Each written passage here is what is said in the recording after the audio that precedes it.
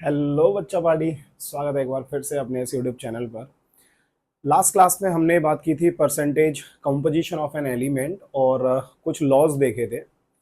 आज की क्लास में हम लोग पहला एक लॉ हमारा बचा हुआ है, उसको हम लोग कंप्लीट करेंगे और उसके बाद में मैं आप लोगों को पढ़ाऊंगा empirical formula and molecular formula क्या होता है। और सबसे लास्ट में आज के लेक्चर में मैं आपको पढ़ाऊंगा सीक्वेंशियल रिएक्शंस के बारे में। तो आप लोग जुड़े रहिए इस वीडियो में एंड तक, क्योंकि आपको सीखने को मिलेगा इसमें तीन इंपॉर्टेंट चीजें। चलिए फिर बिना टाइम वेस्ट किए हुए करते हैं आज के लेक्चर को स्टार्ट। आज का जो हमारा सब टॉपिक है बेटा वो स्टार्ट होता है कहां से? ड्यूलोंग्स पैटेट लॉ। ड्यूलोंग्स पैटेट लॉ जो है ये किसके लिए एप्लीकेबल है, हम लोगों को इसकी जरूरत क्या पड़ी और किस तरीके के इसके ऊपर क्वेश्चंस बनते हैं, आज हम लोग वो सीखते हैं। तो सबसे पहले मैं बात करूं बेटा, Dulong's Petit law it is applicable for किसके लिए? It is applicable for metals. किसके लिए एप्लीकेबल होता है, जल्दी बोलो फटाफट से? For metals. जितने भी हमारे मेटल्स होते हैं उनके लिए बेसिकली ये एप्लीकेबल होता है। क्यों एप्लीकेबल होता है या फिर क्या काम होता है इसका? तो ये हमें बताता है it help us to calculate क्या? Atomic mass. Atomic mass. अब क्या ये हम लोगों को एग्जैक्ट वैल्यू देता है एटॉमिक मास की? क्या ये हम लोगों को एग्जैक्ट वैल्यू देता है एटॉमिक मास की या फिर क्लोज वैल्यू देता है एटॉमिक मास की? तो हम लोग ये कहते हैं कि एटॉमिक मास की जो एग्जैक्ट वैल्यू निकालेंगे हम लोग, तो वो यहां से नहीं निकलती है। वो कहां से निकलती है? तो वो निकलती है हमारी इक्विवेलेंट मास से। कहां से निकलेगी, जल्दी बोलो फटाफट से? इक्विवेलेंट मास से। तो थर्ड पॉइंट हम लोग इसमें लिख सकते हैं क्या? थर्ड पॉइंट हम लोग लिख सकते हैं क्या बच्चा पार्टी? इट डज नॉट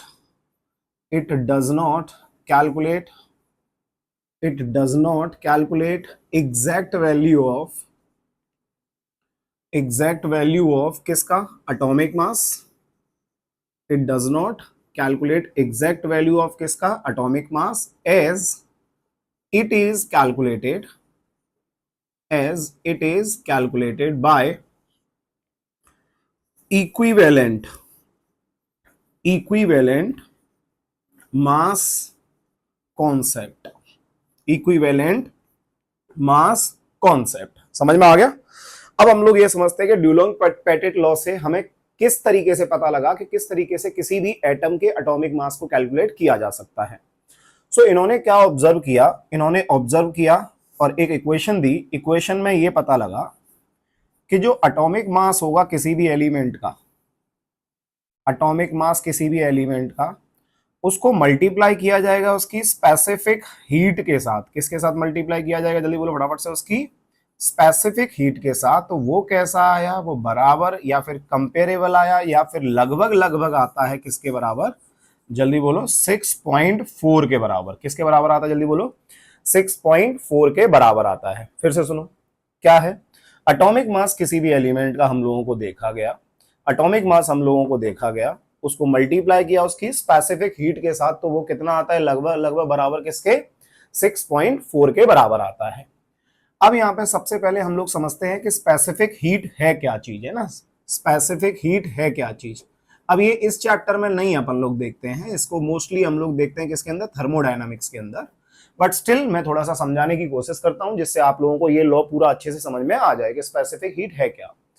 ऐसा बोला जाता है बच्चा पार्टी कि मेरे पास क्या है, कोई भी एक मैटर है, ठीक है, कोई भी मेरे पास मैटर है, और उस मैटर के अंदर मैंने ये ऑब्जर्व किया कि यदि उस मैटर के एक ग्राम जो मैंने मास लिया, उस मैटर का 1 ग्राम मैंने मास लिया है, उसको मैंने Q amount of heat supply की और वो हीट मैंने इतनी दी जिससे उस 1 ग्राम का मास जो है वो 1 केल्विन से या 1 यूनिट से क्या हो गया? चेंज हो गया। क्या हो? जल्दी बोलो फटाफट से? चेंज हो गया। तो जो अमाउंट ऑफ एनर्जी मैंने उसको दी जिससे उसका 1 केल्विन से टेम्परेचर इंक्रीज हुआ या 1 यूनिट से टेम्परेचर इंक्रीज हुआ, that is known as specific heat. क्या बोलते हैं उसको? जल्दी बोलो फटाफट से? That is known as specific heat. तो हम लोग यहाँ पे डेफिनेशन क्या दे सकते हैं? द अमाउंट ऑफ क्या? एनर्जी बोल दो। द अमाउंट ऑफ एनर्जी या heat supplied the amount of energy या फिर हीट सप्लाइड टू किसको, 1 gram of substance, 1 gram of substance, so that their temperature increases by 1 unit, that is called specific heat. So it is represented by Q is equals to ms dt, Q is equals to ms dt, जहां पे dt जो है बेटा this is change in temperature, s is the specific heat, और यहाँ पे Q अपन लोग क्या है कि Q अमाउंट ऑफ एनर्जी जो हमने प्रोवाइड की, and M is what, M is the mass, M is the mass. अब यहाँ पे यूनिट की बात करें हम लोग बेटा, तो यूनिट ऑफ किसका, स्पेसिफिक हीट, या फिर S जो मैं बोल रहा हूं ये बराबर हो जाएगा किसके, Q divided by M into क्या आ जाएगा, dt। समझ में आ गया, यहाँ पे T कैपिटली लिख दो है ना टेम्परेचर के लिए, Q upon M into dt। अब बेटा ये Q जो है, ये Q इसके लिए, ये इंपॉर्टेंट है, बड़े ध्यान से सुनना। ड्यूलोंग पेटिट लॉ में जब आप लोग एटॉमिक मास निकालने के लिए जाओगे तो आपको ये ध्यान रखना है कि जो स्पेसिफिक हीट होगा वो स्पेसिफिक हीट आपको किस में लेना है, जल्दी बोलो फटाफट से, कैलोरीज, कैलोरीज किसका आ जाएगा, इसका आ जाएगा, ये अमाउंट ऑफ एनर्जी का किस में ले लिया हमने, कैलोरीज, पर M किस में आ गया, ग्राम, ग्राम, और ये किस में आ गया, dt, केल्विन। समझ में आ गया, मतलब आपको जो वैल्यू लेनी है वो किस में लेनी है, कैलोरीज पर ग्राम केल्विन, किस में लेनी है, जल्दी बोलो फटाफट से, कैलोरीज पर ग्राम केल्विन में ही आपको कैलकुलेट करना है। यदि आपको जूल में दिया गया है तो वो जूल वाली एनर्जी को पहले आप क्या करो, कैलोरीज में कन्वर्ट कर लो। कैसे, तो यहां पे ये भी बता देता हूं मैं आपको। 1 जूल जो होगा, 1 जूल जो एनर्जी होगा मेरे पास, ये होता है 4.18 कैलोरीज के बराबर। किसके बराबर होता है, जल्दी बोलो, 4.18 कैलोरीज के बराबर होता है। क्लियर है, सो ये वाली साइड को मैं साफ करता हूं, थोड़ा सा और आगे बढ़ते हैं, ठीक है। मिटा रहा हूं बेटा, है ना इसको। ये किस में लेना है बच्चा पार्टी, हम लोगों को ये लेना है किसमें, कैलोरीज पर ग्राम केल्विन के अंदर हमको लेना है, ठीक। अब इसमें कुछ नोट पॉइंट और है मेरे पास। नोट पॉइंट क्या है, ये मैं आपको बता ही चुका हूं कि ड्यूलंग पेटिट लॉ से जो एटॉमिक मास की वैल्यू है वो एग्जैक्ट कैलकुलेट नहीं होती है। इसको एग्जैक्ट कैलकुलेट करने के लिए हम लोगों को इक्विवेलेंट मास का कॉन्सेप्ट यूज करना होता है, ठीक है। सो यहां पे नोट पॉइंट पहला ये है बच्चा party, higher is the atomic mass, higher is the atomic mass, जिसका एटॉमिक मास, जिस एलिमेंट का एटॉमिक मास जितना ज्यादा होगा, will have less specific heat. ध्यान देना सब लोग, क्या बोल रहा हूं मैं, will have less specific heat, मतलब जिसका एटॉमिक मास जितना ज्यादा होगा, जिसका एटॉमिक मास जितना ज्यादा होगा उसकी स्पेसिफिक हीट कैसी होगी, जल्दी बोलो फटाफट से, कम होगी। उसकी स्पेसिफिक हीट कैसी होगी, जल्दी बोलो फटाफट से, कम होगी। स्पेशली आपको एग्जांपल दिया गया किसका, कार्बन का दिया गया, सिलिकॉन का दिया गया, है ना। कार्बन हो गया आपके पास, सिलिकॉन हो गया, डायमंड की स्पेशली अपन लोग बात करते हैं बेटा। ये लोग बेसिकली किसमें प्रेजेंट होते हैं, ये 3D स्ट्रक्चर्स बनाते हैं, 3D जाइंट स्ट्रक्चर बनाते हैं। क्या बनाते हैं, 3D जाइंट स्ट्रक्चर बनाते हैं। और 3D जाइंट स्ट्रक्चर बनाते हैं, कोवेलेंटली बॉन्डेड होते हैं बेटा। ये कैसे होते हैं, जल्दी बोलो फटाफट से, कोवेलेंटली बॉन्डेड होते हैं। और ये कोवेलेंटली बॉन्डेड होने की वजह से वाइब्रेशनल जो मोशन आएगा उसको क्या करते हैं, ये रोकते हैं, स्ट्रिक्ट करते हैं उसको। बात समझ में आ रहा है। सो यहाँ पे हम लोग ऐसा ऑब्जर्व करते हैं कि जब तुम लोग टेम्परेचर बढ़ाओगे, किन के लिए, स्पेशली इन्हीं के लिए देखा जा रहा है, इन 3 लोगों के लिए, कार्बन, सिलिकॉन या फिर डायमंड बोल रहा हूं। टेम्परेचर बढ़ाओगे तो टेम्परेचर बढ़ाने से जो स्पेसिफिक हीट होगा, ये स्पेसिफिक हीट जो होगा ये क्या करेगा, मेरे पास डिक्रीज करेगा। रीजन क्या देते हैं इसका, थर्मल एक्सपांशन जो है बेसिकली वो क्या कर रहा है, वो स्ट्रिक्ट कर रहा है किसको, वाइब्रेशन को। थर्मल एक्सपांशन जो है वो क्या कर रहा है, बेसिकली स्ट्रिक्ट कर रहा है किसको, वाइब्रेशंस को। बात समझ में आ रहा है। सो यहाँ पे ये याद रखना है इसके लिए कि जब टेम्परेचर इंक्रीज करते हैं तो इनका स्पेसिफिक हीट क्या करता है, मेरे पास डिक्रीज करता है। सो ये हो गई इनकी इंफॉर्मेशन जो हम लोगों ने देखी, ठीक है। अब हम लोगों को ये समझना है कि इसके ऊपर क्वेश्चन आता कैसा है, हम लोगों को कैसे सॉल्व करना होगा वो क्वेश्चन। चलिए समझते हैं इसको। सो मान लो इसको मिटा देता हूं ना, इस साइड वाले को। इतना रहने देता हूं, क्यों? क्योंकि इसका काम पड़ेगा मेरे को। सो इसमें देखिए इस साइड में मैंने क्या बोला, मान लो यहां पे एक क्वेश्चन है। क्वेश्चन कुछ ऐसा है बेटा, गिवन में तुम्हें दे रखा है, गिवन में तुम्हें दिया हुआ है, क्या दिया हुआ है? स्पेसिफिक हीट दिया है ना। क्या दिया है? स्पेसिफिक हीट दिया है। और वो स्पेसिफिक हीट दे रखा है बेटा 1 जूल में दिया है बच्चा पार्टी, 1 जूल पर ग्राम केल्विन, 1 जूल पर ग्राम केल्विन ये दे रखा है। दूसरा चीज आपको बेटा इसका इक्विवेलेंट मास दिया हुआ है। क्या दिया हुआ है जल्दी बोलो? इक्विवेलेंट मास दिया हुआ है। ये कितना दिया है? 9। कितना दिया जल्दी बोलो फटाफट से? इक्विवेलेंट मास दे रखा है तुमको 9। आपको कैलकुलेट क्या करना है? आपको एग्जैक्ट एटॉमिक मास निकालना है एलिमेंट का कितना होगा। आपको एग्जैक्ट एटॉमिक मास निकालना है एलिमेंट का कितना होगा। अब इसको कैसे सॉल्व करेंगे समझो ध्यान से। सबसे पहले मैं क्या करने वाला हूं, सबसे पहले मैं एक काम करने वाला हूं कि जो ये स्पेसिफिक हीट है, जो 1 जूल पर ग्राम केल्विन दे रखा है, इसको मैं कन्वर्ट करूंगा कैलोरीज में। तो ये वैल्यू कितना आ जाएगा? 4.1 कैलोरीज पर ग्राम केल्विन, यही रहेगा। ठीक है, क्योंकि जूल को डायरेक्ट मैंने कन्वर्ट कर दिया कैलोरीज के अंदर, तो ये 4.18 हो जाएगा। तो ये तो हो गया स्पेसिफिक हीट। अब फॉर्मूला मेरे पास क्या है बच्चा पार्टी? यहां से देखो, atomic mass into specific heat is equals to क्या मान सकते हैं? 6.4। तो यहां से एटॉमिक मास की यदि मैं बात करूंगा तो ये एटॉमिक मास किसके बराबर आएगा? तो ये एटॉमिक मास आएगा बच्चा पार्टी आपका 6.4 डिवाइडेड बाय, अब नीचे ये चला जाएगा क्या? इसका specific heat which is equals to 4.18। कितना चला जाएगा जल्दी बोलो फटाफट से? 4.18 के करीब चला जाएगा। समझ में आ गया? यहां पे ये हो गया मेरे पास इसका क्या? एटॉमिक मास। लेकिन क्या ये एटॉमिक मास जो है वो एग्जैक्ट एटॉमिक मास है? बिल्कुल नहीं। मैंने आपको बोला है कि ड्यूलोंग पेटिट लॉ से जो मेरे पास एटॉमिक मास निकलता है वो एग्जैक्ट नहीं होता, बट उसके क्लोज होता है, आसपास की वैल्यू है वो। यदि आपको एग्जैक्ट निकालना है तो मैंने पहले ही बोला था क्या कॉन्सेप्ट लगाना पड़ेगा?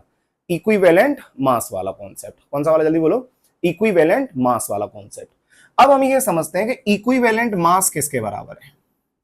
सो बेटा जो ये है इक्विवेलेंट मास, ये मैंने आपको अभी नहीं पढ़ाया है, क्योंकि इसको जो मैं पढ़ाऊंगा आप लोगों को, ये पढ़ाऊंगा मैं किसके अंदर? रिडॉक्स के अंदर। सो इक्विवेलेंट का जो कॉन्सेप्ट होगा मोस्टली वो मैं रिडॉक्स के साथ डील करूंगा। समझ में आया? फिलहाल बस आप फॉर्मूला देख लो क्या है। इक्विवेलेंट मास जो आ रहा है मेरे पास, ये बेसिकली आएगा किसके बराबर? तो यहां पे हम लोग बोल देते हैं बेटा, ऊपर आ जाएगा मेरे पास एटॉमिक मास। ऊपर क्या आ जाएगा? Atomic mass. नीचे क्या आ जाएगा मेरे पास? N factor. क्या आ जाएगा मेरे पास जल्दी बोलो फटाफट से? N factor. कितना आ जाएगा जल्दी बोलो? N factor. क्लियर है सब लोगों को? कितना आ जाएगा मेरे पास? ये एन फैक्टर आ जाएगा। अब मैं यहाँ पे देखूंगा कि equivalent mass is equals to atomic mass upon n factor आ गया। तो सबसे पहले मैं एक काम कर लेता हूं, इसके एन फैक्टर को कैलकुलेट कर लेता हूं, है ना। सो एन फैक्टर कहां चला गया? इस साइड में चला गया। इक्विवेलेंट मास कहां जाएगा? इधर आ जाएगा। ठीक है, तो मैं क्या लिख देता हूं यहाँ पे, ये आ जाएगा एन फैक्टर और ये हो जाएगा मेरे पास इक्विवेलेंट वेट या फिर इक्विवेलेंट मास। अब बड़े ध्यान से सुनना, यहाँ पे एटॉमिक मास का जो वैल्यू आ रहा है मेरे पास वो कितना पुट कर सकते हैं अपन लोग? ये वाला पुट कर सकते हैं, ये ऊपर वाला वैल्यू। अब इसको मिटा देता हूं, है ना, इसकी जरूरत अब नहीं है, इसकी भी जरूरत नहीं है, इसकी भी जरूरत नहीं, दोनों को मिटा देता हूं। ठीक है, सो बच्चा पार्टी एन फैक्टर बोल दो, या फिर इसी को अपन लोग क्या बोल देते हैं? वैलेंसी भी बोल सकते हैं इसको अपन लोग, और क्या बोल सकते हैं? वैलेंसी भी बोल सकते हैं। तो यहां से जो वैलेंसी आएगा, यहां से जो वैलेंसी आएगा ये किसके बराबर आएगा? तो यहाँ पे एटॉमिक मास मैंने कितना लिख दिया? 6.4 डिवाइडेड बाय 4.18 इंटू कितना आ जाएगा इस जगह पे? सो ये इक्विवेलेंट मास की बात करेंगे तो ये वैल्यू मेरे पास कितना आएगा बच्चा पार्टी? जल्दी बोलो। ये दे रखा है कुछ उसने, कितना दे रखा है? ये 9 दिया हुआ है। कितना दिया हुआ है? ये 9 की वैल्यू दे रखी है। अब इसको सॉल्व करेंगे अपन लोग, तो यहां से जो वैल्यू आती है मेरे पास वो कितनी आती है? एटॉमिक मास, एक सेकेंड, हमने कुछ तो गड़बड़ किया यार। स्पेसिफिक हीट की बात करें तो स्पेसिफिक हीट कितना था? ये 1 जूल। ठीक है, हमने इसको किस में कन्वर्ट किया? कैलोरीज में कन्वर्ट किया, तो 4.18, तो ये 1 अपॉन होना चाहिए ना भाई साहब। यहाँ पे वैल्यू जो आ रही है कितनी होनी चाहिए? 1 अपॉन में होनी चाहिए। सो ये 1 अपॉन में होगा यहाँ पे, तो ये ऊपर चला जाएगा। तो बेसिकली ये वैल्यू आनी चाहिए कितनी? 6.4 इंटू कितना? 4.18, ये होगा एटॉमिक मास। तो ये आ जाएगा मेरे पास कितना? 9, और इंटू कितना हो जाएगा 4.18, ये वैल्यू आ जाएगा। अब इसको सॉल्व करेंगे अपन लोग, तो यहां से सॉल्व करने पे बेटा कितना आएगा, 6 4 24, ठीक है, और 9 से ये 2.8 के करीब आता है वैल्यू। कितना आता है ये, 2.8 के करीब आता है वैल्यू। तो इसको इक्वल ना लिख के मैं इसको सिमिलर लिख देता हूं, ठीक है, कैलकुलेट कर लेना है इसको, 2.8 के अराउंड आता है। अब हमको ये पता है कि जो वैलेंसी होती है, ये वैलेंसी कभी भी इस तरीके से पॉइंट में तो होगी नहीं, ये तो फिक्स नंबर होता है, या तो ये 1 हो सकता है, या फिर 2 हो सकता है, या फिर 3 हो सकता है, कुछ भी हो सकता है। बात समझ में आ गया।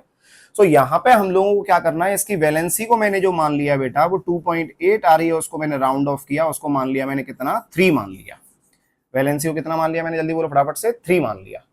अब क्या करना है, तो इसका एग्जैक्ट एटॉमिक मास जो आएगा, इसका एग्जैक्ट जो एटॉमिक मास आएगा बच्चा पार्टी, वो क्या होगा, वो होगा simply valency into equivalent mass, valency into equivalent mass.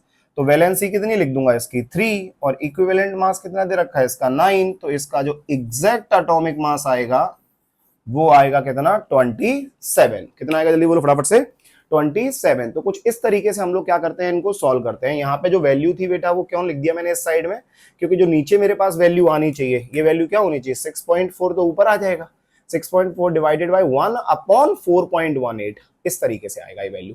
तो ये कहां चला गया, ऊपर, इसीलिए ये आ गया ऐसे, हमने क्या ले लिया था वो नीचे। समझ में आ गया। तो इस तरीके से हमें क्या करना है, क्वेश्चंस को सॉल्व करना है, किससे रिलेटेड, ड्यूलोंग-पेटिट लॉ से, जिसमें हम लोग क्या निकालते हैं, एटॉमिक मास निकाल सकते हैं। लेकिन क्वेश्चन में यदि एग्जैक्ट एटॉमिक मास बोला है तो भाई साहब क्या करना है, तो हमको एग्जैक्ट एटॉमिक मास निकालने के लिए फॉर्मूला यूज करना पड़ेगा, कौन सा, इक्विवेलेंट मास वाला। डन यहां तक। चलो अब बढ़ते हैं बच्चा पार्टी अपन लोग दूसरी चीज पे, और दूसरी चीज का नाम है molecular formula and empirical formula. Next is what, molecular formula and empirical formula, molecular formula and empirical formula. अब देखो बच्चा पार्टी, हम लोग समझते हैं कि empirical formula and molecular formula क्या होता है। So next is molecular formula and empirical formula. तो ये है क्या, इससे हमें क्या सीखने को मिलेगा। लास्ट क्लास में हम लोगों ने जो पढ़ा था बेटा, वो पढ़ा था क्या, percentage composition of an element. तो बेसिकली मेरे पास कोई भी एक मॉलिक्यूल होता था या फिर मेरे पास कोई कंपाउंड होता था, उस पर्टिकुलर मॉलिक्यूल या कंपाउंड के अंदर कुछ एटम होते थे, उन एटम की हम लोगों को परसेंटेज निकालनी होती थी कि पर्टिकुलर इस मॉलिक्यूल में फलाना एटम कितना परसेंट है या ढिमका एटम कितना परसेंट है। तो किसी भी एटम की हम लोग परसेंट इजिली कैलकुलेट कर देते थे। आज हम लोगों को यह समझना है कि यदि हमें पर्टिकुलर किसी एलिमेंट की परसेंटेज दे रखी है तो उनकी हेल्प से कैसा मॉलिक्यूलर फॉर्मूला बनेगा, मतलब कौन सा मॉलिक्यूल बन सकता है। सो लास्ट क्लास में क्या था, परसेंटेज देखी थी हम लोगों ने किसी भी पर्टिकुलर मॉलिक्यूल के अंदर। आज हम देख रहे हैं कि परसेंटेज की हेल्प से मॉलिक्यूल क्या बनेगा। समझ में आ गया। चलो नहीं समझ में आया कोई दिक्कत नहीं है, मैं आपको पूरा समझाता हूं और आपको समझ में आ जाएगा, बस ध्यान दो आप लोग इधर। सबसे पहले देख लेते हैं हम लोग मॉलिक्यूलर फॉर्मूला क्या होता है। मॉलिक्यूलर फॉर्मूला क्या होता है बच्चा पार्टी, डेफिनेशन पर मत जाना, कहानी पे जाना कि एग्जैक्टली मॉलिक्यूलर फॉर्मूला है क्या, रटना नहीं है भाई साहब, समझना है। तो यहां पे हम लोग लिख सकते हैं कि एग्जैक्ट नंबर ऑफ क्या, atoms present in a molecule, exact number of atoms present in a molecule are represented by a molecular formula। मतलब किसी भी मॉलिक्यूल के अंदर जो exact number of atoms present हैं वो हमें पता लगता है किससे, मॉलिक्यूलर फॉर्मूला से। यदि मॉलिक्यूलर फॉर्मूला हमारे पास नहीं होता तो हम लोग ये बता ही नहीं पाते कि इसके अंदर किसी पर्टिकुलर एटम की संख्या क्या होगी, कौन सा एटम कितने नंबर में प्रेजेंट होगा। जैसे एग्जाम्पल की यदि हम लोग बात करें तो मेरे पास क्या है, जैसे मैंने ग्लूकोज लिया है ना, तो ग्लूकोज की बात करूंगा तो क्या लिख सकता हूं, C6H12O6 लिख सकता हूं। तो हमें ये पता लगा कि ग्लूकोज का जो एक यूनिट है या फिर ग्लूकोज का जो मॉलिक्यूलर फॉर्मूला होगा बच्चा पार्टी, वो क्या होगा, C6H12O6। और यही जो है, यही क्या है, इसका मॉलिक्यूलर फॉर्मूला है, किसका, ग्लूकोज का। समझ में आ गया। ऐसे ही मैंने यूरिया की बात की, तो यूरिया का क्या हो जाएगा, NH2CONH2, ये हो जाएगा NH2CONH2। समझ में आ रहा है। अच्छा, इसका क्या स्ट्रक्चरल फॉर्मूला भी बना सकता हूं, बिल्कुल बना सकता हूं। कैसे, तो ये मेरे पास NH2 आ गया, ये मेरे पास क्या आ गया, NH2 आ गया, यहाँ पे C आ गया, ये डबल बॉन्ड आ गया, ये क्या आ जाएगा, NH2। इसको अपन लोग स्ट्रक्चरल फॉर्मूला भी बोल देंगे, तो ये भी समझ लो, लगे हाथ, स्ट्रक्चरल फॉर्मूला। समझ में आ रहा है, ये स्ट्रक्चरल फॉर्मूला हो गया। सिमिलरली और एग्जांपल लें अपन लोग, मान लो एसिटिक एसिड ले लिया। सो एसिटिक एसिड की यदि अपन लोग बात करेंगे तो फॉर्मूला क्या होता है बच्चा party, CH3 C double bond O, और इस साइड में क्या आ गया, OH।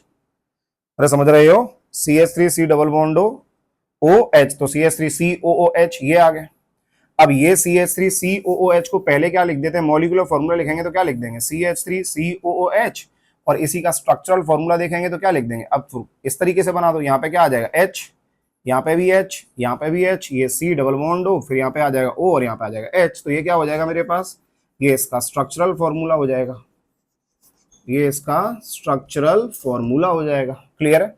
सो बेसिकली हम लोगों को जो एग्जैक्ट नंबर ऑफ एटम्स पता है, उसी से हम लोग क्या बता सकते हैं कि क्या उसका मॉलिक्यूलर फॉर्मूला रहेगा। ठीक, और एग्जांपल ले लेते हैं, और एग्जांपल ले सकते हैं, किसका ले सकते हैं, सुक्रोज ले लो, है ना, C12H22O11, ये आ गया।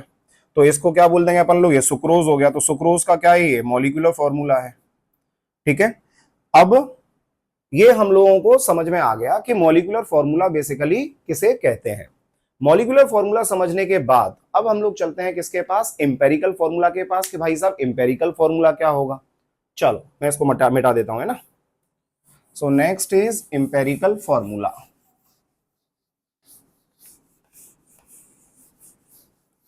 Next is empirical formula.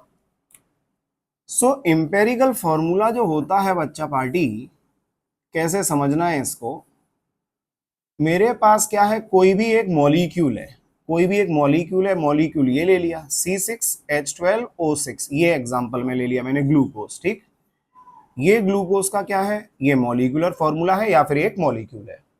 इसमें से मुझे क्या निकालना है, कॉमन निकालना है। मतलब इस मॉलिक्यूलर फॉर्मूला को यदि सिंपलेस्ट रेशो में तोड़ दिया गया, मतलब उससे ज्यादा और छोटा नहीं हो सकता, तो जो सबसे छोटा यूनिट आएगा मेरे पास, जिसको मैं फर्दर और डिविजिबल नहीं कर सकता हूं, that is known as the empirical formula of that particular molecular formula. मतलब ये आप ये देखो, इसमें कितना है, ये 6 है, इसमें कितना है 12 है, इसमें कितना है 6 है।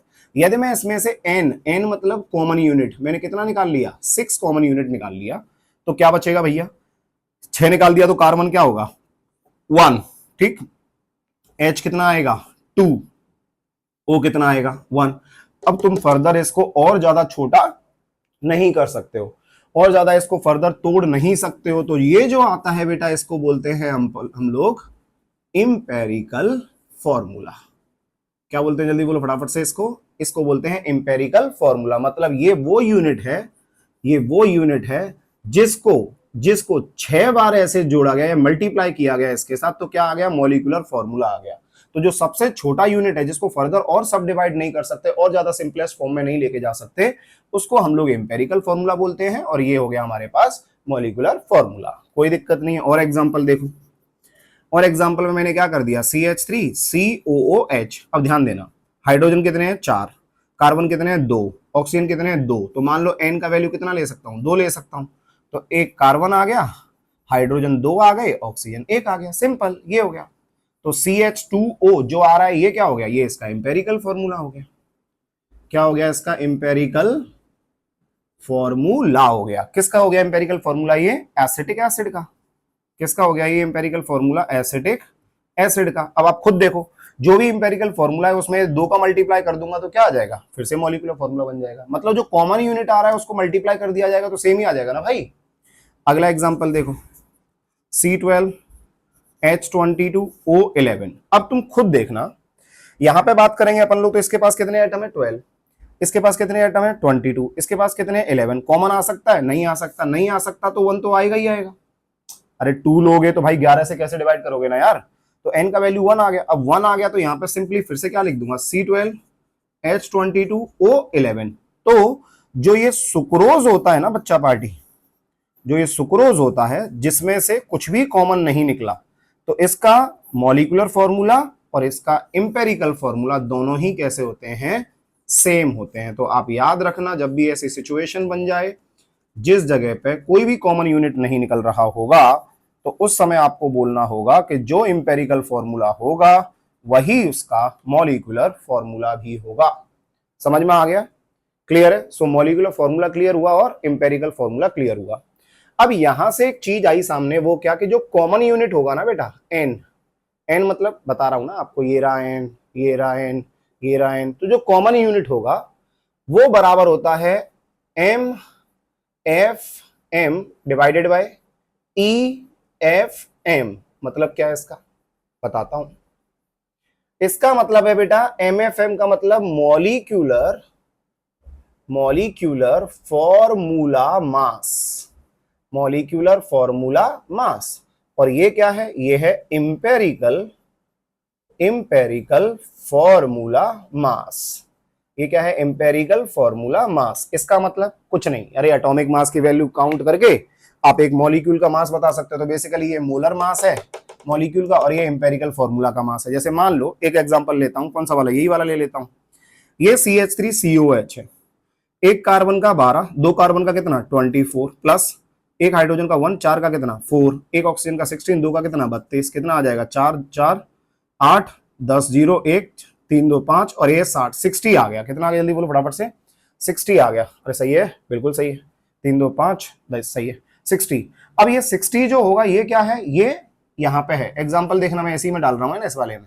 तो n इज इक्वल्स टू कितना? MFM की जगह पे कितना लिख दूं 60, मॉलिक्यूलर फॉर्मूला मास की जगह पे कितना लिख दूं 60 डिवाइडेड बाय CH2O। अब इसका काउंट करो, एक कार्बन का कितना 12, दो हाइड्रोजन का कितना 2, एक ऑक्सीजन का कितना 16, तो 16 और 2 18 और 18 और 12 कितना हो गया 30। तो यहाँ पे नीचे कितना आ गया 30, इसको डिवाइड किया कितना आ गया 2, तो n की वैल्यू कितनी आ गई 2। साफ साफ दिखाई दे रहा है ना आपको n की वैल्यू 2।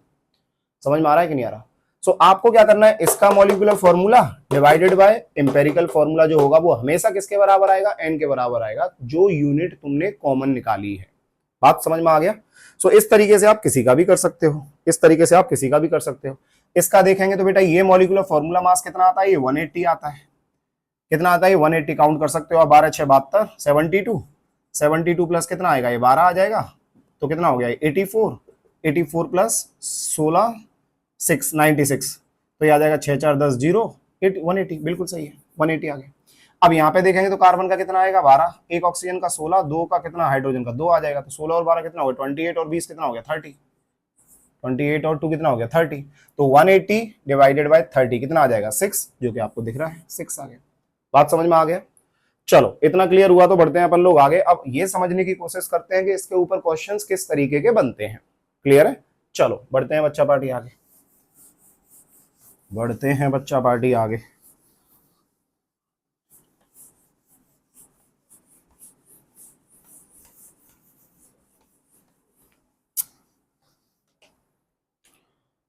समझो ध्यान से, है ना, समझो ध्यान से। क्वेश्चन है calculate calculate the molecular formula, calculate the molecular formula of the compound, calculate the molecular formula of the compound if क्या दे रखा है? if आपको दे रखा है बेटा क्या? n की वैल्यू दे रखी है। किसकी वैल्यू दे रखी है? n की वैल्यू दे रखी है। If n is equals to कितना दिया है मेरे पास 3, ये कॉमन यूनिट है। एंड परसेंटेज दे रखा है किसका? तो एक तरफ परसेंटेज ऑफ क्या लिख दिया? कार्बन। ये गिवन में बेटा सब कुछ है ना, ये सब गिवन में ही है। एक तरफ परसेंटेज ऑफ क्या लिख दिया? कार्बन लिख दिया। एक तरफ क्या लिख दिया? परसेंटेज ऑफ मान लो हाइड्रोजन लिख दिया। एक तरफ परसेंटेज ऑफ क्या लिख दिया? ऑक्सीजन। कुछ और भी हो सकता है बट मैं ये ले रहा हूं। समझ में आ रहा है? तो यहाँ पे ये कितना आ जाएगा मेरे पास? मान लो कुछ ऐसे दे दिया है, कितना 80% दे रखा है ये कितना दिया है, मान लो ये मेरे को 12% दिया है, सही है। ये कितना दे रखा है मान लो, तो 80 और 12 कितना हो गया 92, तो इसको 8% बना दिया। कितना बना दिया, जल्दी बोलो फटाफट से, 8% बना दिया। तो बेटा जो परसेंटेज है, तो टोटल मास कितना है इसका 100 ग्राम है, तो 100 ग्राम में यदि 12% है तो मैं क्या लिख दूंगा, इसको 12 ग्राम लिख दूंगा। अरे जो परसेंटेज होगा उसको ग्राम में लिख दो तुम लोग, ठीक है। ये ग्राम हो गया और ये भी ग्राम हो गया। अब ध्यान देना, यहाँ पे ये 12 आया, यहाँ पे 8 आया, यहाँ पे ये 80 आया।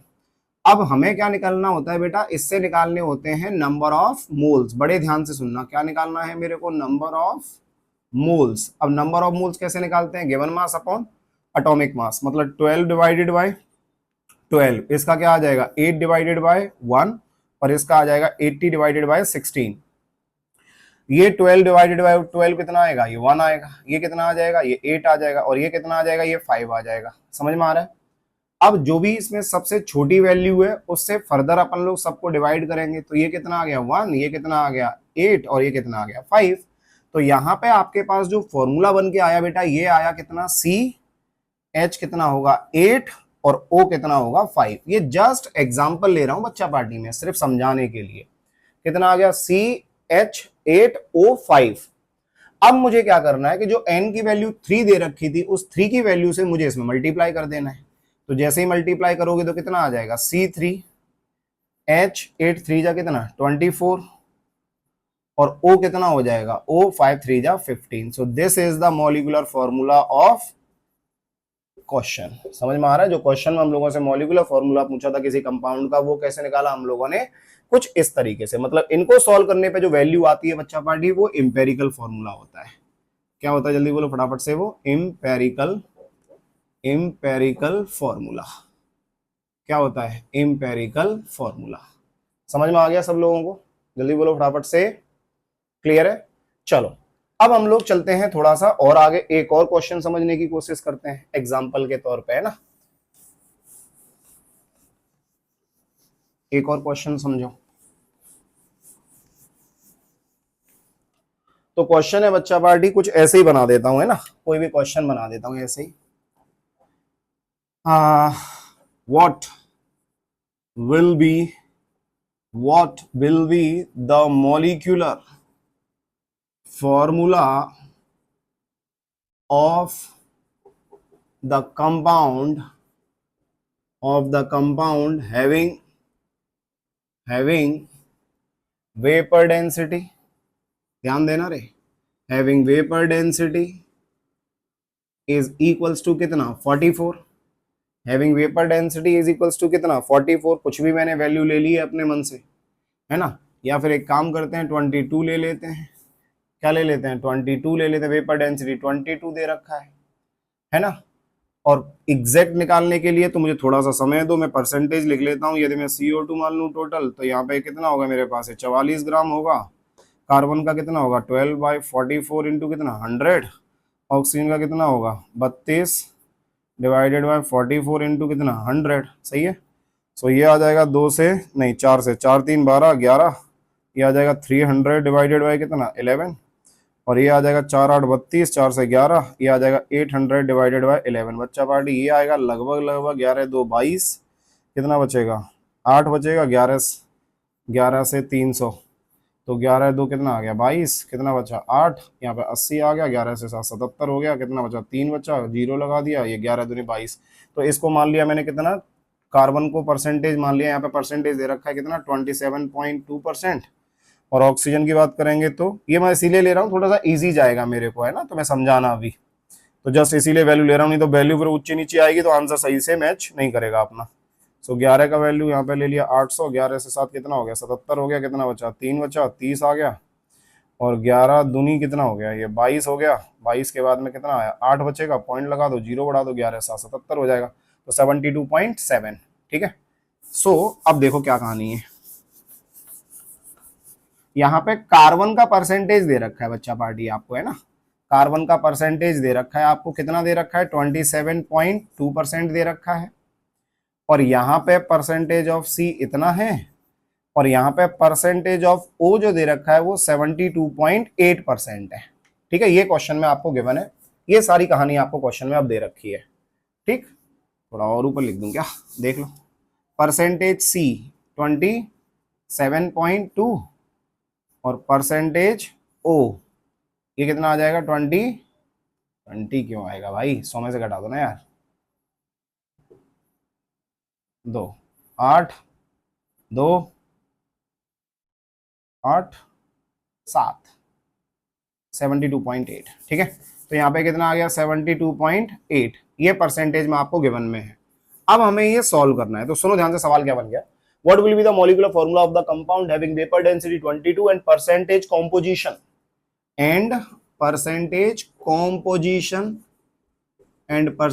कॉम्पोजिशन इज एज फॉलोज, ऐसे आपको दे रखा है। ठीक, जिसमें कार्बन है इतना और ऑक्सीजन है इतना। चलो सॉल्व करें। सबसे पहले क्या काम करना है, फिर दोबारा वही से करना काम, वही से काम करना है, वही से मतलब सेम जही से कर चुके हैं। मतलब ये 27.2% है, तो इसको कितना मान लेता हूँ 27.2 ग्राम मान लेता हूँ। ठीक है, इसको देखेंगे तो कितना आ जाएगा 72.8 ग्राम आ जाएगा। इसको मैंने डिवाइड किया कितने से, 12 से, और इसको डिवाइड मैंने कितने से किया, 16 से डिवाइड किया। बेटा जब मैं इसको डिवाइड करूंगा तो 12 से कितनी जाएगा, ये 12 दूनी 24, 4 से कर दूंगा एक बार। ठीक है, एक बार करके देखते हैं, 4 से है ना, तो 4 से कितनी बार जाएगा ये, 4 6 24, 25 26 27, 4 8 32, 4 3 12, 6.8 डिवाइडेड बाय कितना आ जाएगा ये 3। ठीक है, ये कितनी बार जाएगा, तो इसको भी देखते हैं अपन लोग। सो यहाँ पे 4 से करते हैं इसको, 4 1 4, 5 6 7, 4 8 32, 4 दूनी 8, 4 चौका 16। सो ये आ जाएगा 18.2 डिवाइडेड बाय कितना 4। सही है, और छोटा कर सकते हैं इसको, बिल्कुल कर सकते हैं। 4 से कितनी बार जाएगा, 4 4 16, 17 18, 4 पंजे 20 और 4 पंजे 20, कुछ लगभग इतना आ जाएगा ना। 4 4 16, 17 18 22, 4 पंजे 20 और 4 पंजे 20। ठीक है, इसको देखेंगे तो कितना जाएगा लगभग बेटा, यहाँ पे 3 दूनी 6 और 3 2 6, कितना बचेगा फिर 3 6 18, लगभग इतना जाएगा। समझ में आ रहा है कि नहीं आ रहा। ये 2.26 आ गया, ये 4.55 आ गया। अब ये तो जस्ट मोल निकले। अब मैंने बोला कि जो भी सबसे छोटी वैल्यू होगी उससे क्या करना पड़ेगा, अपन लोगों को डिवाइड करना पड़ेगा दूसरे को। तो मान लो ये छोटा है ये बड़ा है, तो 2.26 डिवाइडेड बाय कितना कर सकता हूं मैं, फिर से 2.26 कर सकता हूं। समझ में आ रहा है, 2.26 कर सकता हूं।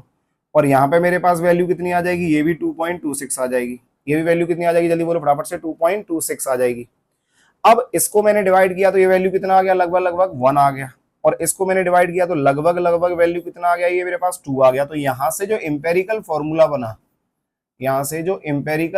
बना, ये इंपेरिकल फॉर्मूला किसके बराबर आ जाएगा बच्चा पार्टी, CO2 के बराबर। किसके बराबर, CO2 के बराबर। एक C ये आ गया, O2 ये आ गया, यहां से CO2 के बराबर आ गया। लेकिन हमें तो क्या निकालना है, मॉलिक्यूलर फॉर्मूला निकालना है। अब हमें इतना समझ में आया कि यहाँ पे वेपर डेंसिटी जो दे रखी है, वो वेपर डेंसिटी कितनी दे रखी है 22। तो ध्यान देना, vapour density is equals to क्या होता है, मॉलिक्यूलर फॉर्मूला या मॉलिक्यूलर वेट, क्या लिख देते हैं, मॉलिक्यूलर वेट डिवाइडेड बाय कितना 2। तो 2 से इसको मल्टीप्लाई किया तो ये कितना आ जाएगा मेरे पास 44 आ जाएगा। कितना आ जाएगा मॉलिक्यूलर वेट 44 आ जाएगा। सो ये मॉलिक्यूलर वेट 44 आ रहा है और एम्पेरिकल फॉर्मूला भी मेरे पास कितना आ रहा है 44 आ रहा है। कितना आ रहा है जल्दी बोलो फटाफट से, 44 आ रहा है। तो इसमें n का वैल्यू जो होगा, ये n का वैल्यू कितना आएगा 1। क्यों, क्योंकि जो इसका एम्पेरिकल फॉर्मूला है और मॉलिक्यूलर फॉर्मूला है, दोनों कैसे हैं मेरे पास, सेम है। दोनों कैसे मेरे पास सेम है। अब मैंने CO2 की टर्म्स में ही लिया था, और भी कोई क्वेश्चन आ सकता है तो वेपर डेंसिटी की टर्म्स में आपको क्या पता लग जाएगा, वेपर डेंसिटी जब भी क्वेश्चन में दे रखा होगा तो आपको मॉलिक्यूलर फॉर्मूला पता लग जाएगा। देखो मैं क्वेश्चन कैसा बनाने की कोशिश कर रहा था, ध्यान से सुनना। वेपर डेंसिटी आपको दिया है, परसेंटेज कॉम्पोजिशन आपको एलिमेंट का दिया है। परसेंटेज कॉम्पोजिशन से आप क्या निकाल लोगे, इंपेरिकल फॉर्मूला निकाल लोगे। वेपर डेंसिटी से क्या निकाल लोगे आप, मॉलिक्यूलर फॉर्मूला निकाल दोगे। n इज इक्वल्स टू क्या हो जाएगा, molecular formula mass divided by empirical formula mass. Empirical formula mass तुमने यहां से निकाल लिया है, मॉलिक्यूलर फॉर्मूला मास तुमने यहां से निकाल लिया है। दोनों को डिवाइड करोगे n की वैल्यू पता लग जाएगी। n की वैल्यू पता लग जाएगी मतलब उस वैल्यू से तुम इंपेरिकल फॉर्मूला में क्या कर सकते हो, मल्टीप्लाई मार सकते हो। जैसे ही मल्टीप्लाई करोगे तो 4 ऑप्शन दे रखे होंगे, तुम चेक करके बता देना कि कौन सा वाला मेरे पास मॉलिक्यूलर फॉर्मूला है। बात समझ में आ गया सबको। तो इस तरीके से हम लोग क्या कर सकते हैं, इंपेरिकल फॉर्मूला और मॉलिक्यूलर फॉर्मूला से रिलेटेड क्वेश्चंस को सॉल्व कर सकते हैं। समझ में आया बच्चा पार्टी, क्लियर है सब लोगों को। चलो बढ़ते हैं आगे अपनों अपन लोग अगली चीज पे, और अगली चीज क्या है समझो ध्यान से। Next is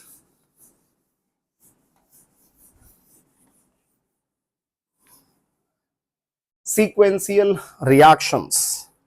Next is what? Sequential reactions. अब ये सीक्वेंशियल रिएक्शंस क्या है बेटा, ज्यादा कुछ खास नहीं है, बस छोटा सा कॉन्सेप्ट है, इसको समझने की कोशिश करना कि ये सीक्वेंशियल रिएक्शंस कब देखी जाएंगे। पहली बात तो ये है कि सीक्वेंशियल रिएक्शन कहते किसको हैं, तब बाद में पढ़ेंगे कि पढ़ना क्या है। समझ में आया? तो सीक्वेंशियल रिएक्शंस ऐसी रिएक्शंस को कहते हैं जो कि एक स्टेप में कंप्लीट नहीं होती हैं, उसके अंदर मल्टी स्टेप्स होते हैं, या तो 2 स्टेप हो सकते हैं या फिर 2 से ज्यादा स्टेप हो सकते हैं। एक खासियत और होती है इसमें, सीक्वेंशियल रिएक्शन में यह देखा जाता है कि एक रिएक्शन का जो प्रोडक्ट होता है वही प्रोडक्ट दूसरी रिएक्शन के रिएक्टेंट का काम करता है, वही प्रोडक्ट दूसरी रिएक्शन के रिएक्टेंट का काम करता है। मतलब वो क्या हो गया, एक तरीके से इंटरमीडिएट हो गया। क्या हो गया, एक तरीके से वो इंटरमीडिएट हो गया। अब समझो ध्यान से, मान लो एक ऐसे ही नॉर्मल सा एग्जांपल लेके देख रहा हूं ना, ध्यान देना सब लोग। मैंने क्या किया यहाँ पे कुछ ऐसे ले लिया, 2a plus B gives 3c plus D, c plus e gives 4f plus 6g, g plus 10h gives 9f plus 16h, h f ये तो हो गया भैया, ये g h i लिख दो i और ये लिख दो j। मान लो कोई भी एक रिएक्शन इस तरीके से, ये क्या है बेटा इसका स्टेप 1, ये क्या है इसका स्टेप 1, ये क्या हो गया इसका स्टेप 2 हो गया, और ये क्या हो गया बच्चा पार्टी इसका स्टेप 3 हो गया। अब आपको यहां से दिख रहा होगा कि पहली रिएक्शन का जो मेरे पास प्रोडक्ट है वो प्रोडक्ट कौन सा है, C जो है वही इसके रिएक्टेंट का काम कर रहा है, और दूसरी रिएक्शन का जो प्रोडक्ट है G वो इस रिएक्टेंट का काम कर रहा है। मतलब ये तीनों ही रिएक्शंस जो दे रखी हैं, इन रिएक्शंस को अपन लोग सीक्वेंशियल रिएक्शंस बोलेंगे। अब आपको क्वेश्चन जो मिलेगा वो क्वेश्चन कोई भी इक्वेशन दे रखा होगा, अब इक्वेशन से हम लोग ये तो पहचान सकते हैं ना कि सीक्वेंशियल रिएक्शन ये लगेगा कि नहीं लगेगा, सीक्वेंशियल रिएक्शन होगा कि नहीं होगा। तो सिर्फ तुमको ये देखना है कि प्रोडक्ट साइड में जो मेरे पास एक प्रोडक्ट जो आ रहा है वही क्या काम करना चाहिए, दूसरी रिएक्शन में रिएक्टेंट का काम करना चाहिए। अब हमें समझना है कि इसके अंदर कैलकुलेट करना क्या है अपन लोगों को, वो समझने की कोशिश करो। बड़े ध्यान से सुनना बच्चा बाड़ी। मान लो इसके मोल मेरे पास होते हैं 5 मोल और इसके मोल कितने होते हैं मेरे पास 2 मोल। ये मोल दे रखे हैं, हो सकता है यहाँ पे मास दिया जाए, हो सकता है मॉलिक्यूल दिया जाए, कुछ भी दे सकता है भाई।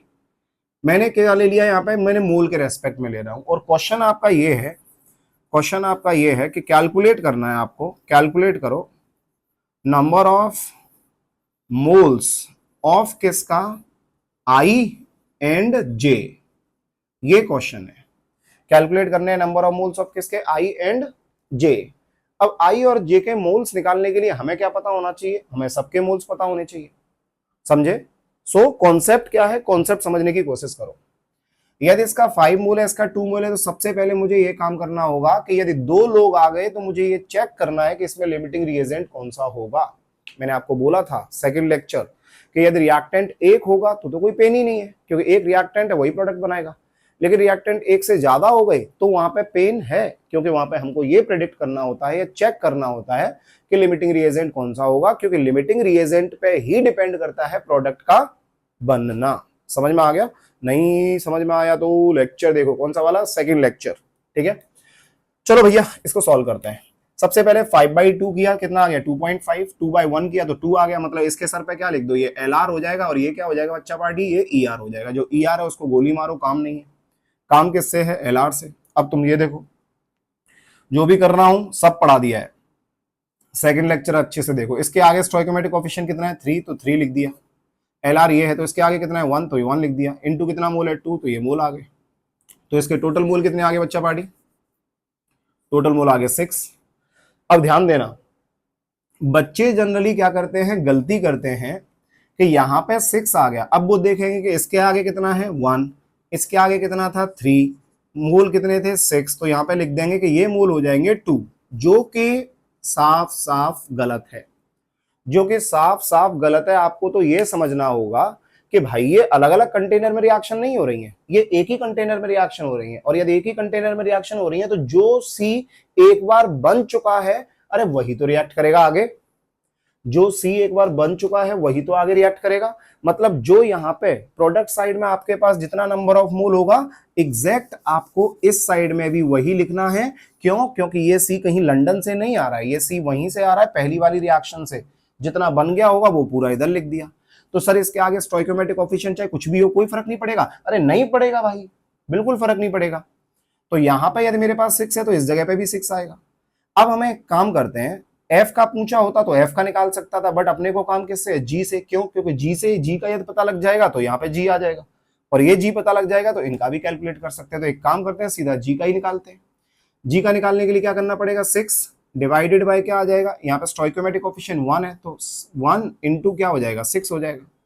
तो ये कितना आ गया बच्चा पार्टी? ये 36 आ गया। लेकिन सर मान लो इस साइड में कुछ स्टोइकोमेट्रिक कोफिशिएंट होता और इसके भी कुछ मूल होते तो फिर दोबारा चेक करता कि लिमिटिंग रिएजेंट कौन सा है और उसके बेसिस पर प्रोडक्ट बनता। लेकिन यहाँ पे ऐसा नहीं है। समझ में आ गया? तो जी का कितना बना? यहाँ पे 36 बन गया। अब जी का 36 बना तो इस साइड में मैं इसको मिटाना पड़ेगा क्योंकि जगह नहीं है, तो इसका भी कितना बनेगा? इसका भी 36 बनेगा। सर फिर से स्टोइकोमेट्रिक कोफिशिएंट का फर्क नहीं पड़ा। कितनी बार बोलूं, स्टोइकोमेट्रिक कोफिशिएंट का फर्क नहीं पड़ेगा। जितना एक बार बन चुका होगा वो सेम नंबर ऑफ मोल्स आपको यहाँ पे लिखने हैं, बट इस पर्टिकुलर रिएक्शन में मोल्स बनना इनके इस बात पर डिपेंड करेगा। तो यहाँ पे इसके मोल कितने आ जाएंगे? तो 9 डिवाइडेड बाय इसका स्टोइकोमेट्रिक कोफिशिएंट 1 इंटू कितना हो जाएगा? 36। ये हो गया आंसर। जे की बात करेंगे तो जे का कितना हो जाएगा? 16 डिवाइडेड बाय कितना हो जाएगा? फिर से 1 इंटू कितना हो जाएगा? 36। ये हो गया आंसर। कुछ इस तरीके से हम लोग क्या कर सकते हैं बच्चा पार्टी, इनको सॉल्व कर सकते हैं। कुछ इस तरीके से क्या कर सकते हैं, इनको सॉल्व हम लोग कर सकते हैं। समझ में आ रहा है कि नहीं आ रहा? जल्दी बोलो। एक और क्वेश्चन करते हैं, ठीक है? एक क्वेश्चन और करते हैं। मिटा दूं इसको? मिटा रहा हूं, ठीक है?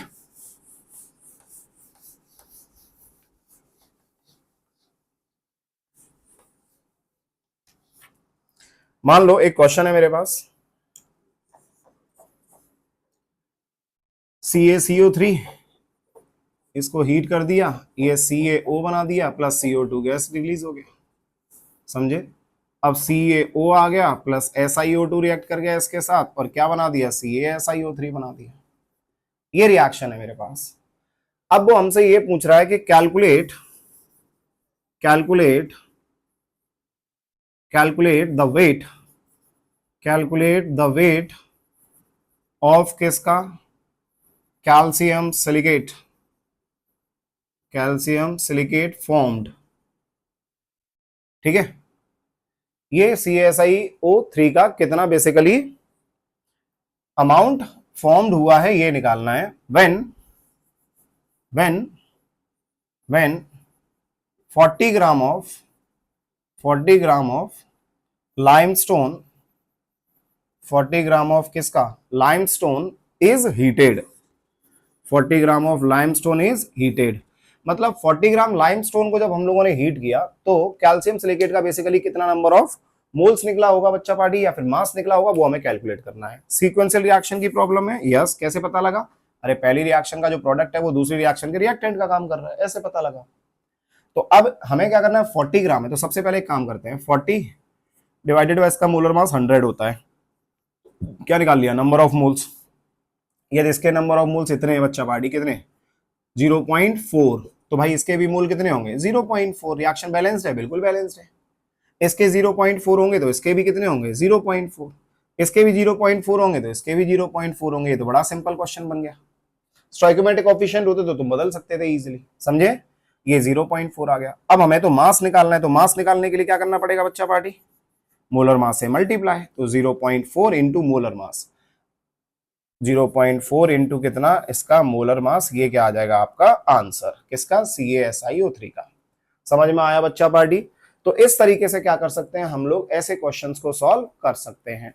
सो उम्मीद है आप लोगों को आज का लेक्चर समझ में आया होगा, जिसमें मैंने आप लोगों को ड्यूलोंग पेटिट लॉ पढ़ाया, दूसरा मैंने आप लोगों को पढ़ाया इंपेरिकल फॉर्मूला, मॉलिक्यूलर फॉर्मूला, और तीसरा मैंने आपको पढ़ाया कौन सा चीज? Sequential reactions.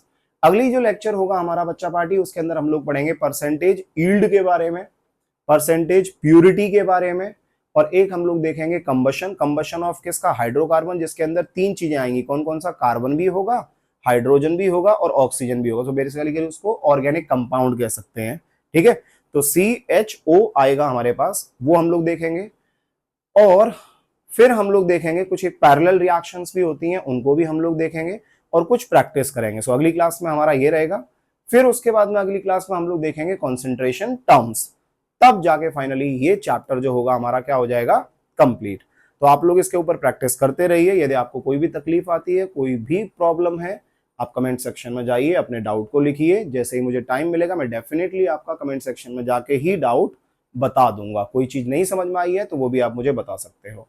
और यदि आपने इस चैनल को सब्सक्राइब नहीं किया है तो आप इस चैनल को प्लीज सब्सक्राइब करिए, ठीक है, लाइक कीजिए यदि आपको वीडियो पसंद आया है तो, और अपने दोस्तों के साथ शेयर करिए। सो चलिए फिर आज की क्लास को हम लोग करते हैं यहीं पे खत्म।